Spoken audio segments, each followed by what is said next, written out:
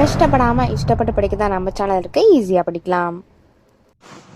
Hello my tears, இது உங்களுக்கான channel ஈஸியாக படிக்கலாம்.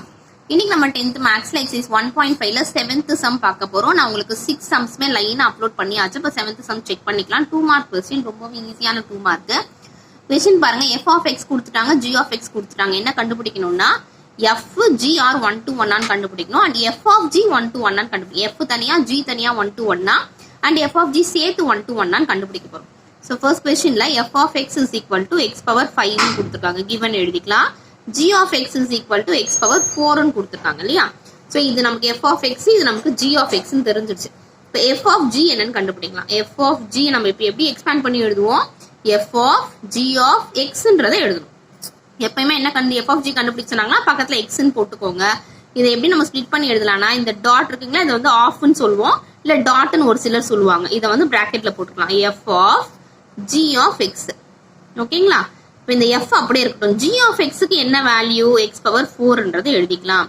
இப்போ பிராக்கெட்குள்ள என்ன இருக்கோ அது நீங்க வெறும் xன்னு வச்சுக்கோங்க. இப்போ f of x என்ன? x power 5.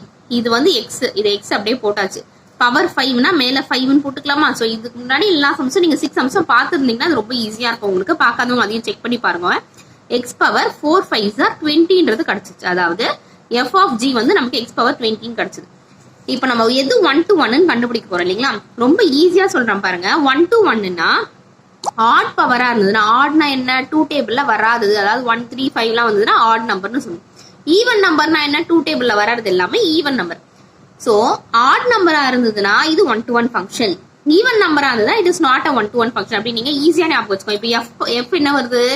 f of x வந்து x power 5. 5ன்றது என்ன? ஆட் நம்பர் இல்லைங்களா? x வந்து ஆட் நம்பர். 4ங்கிறது என்ன? Even number.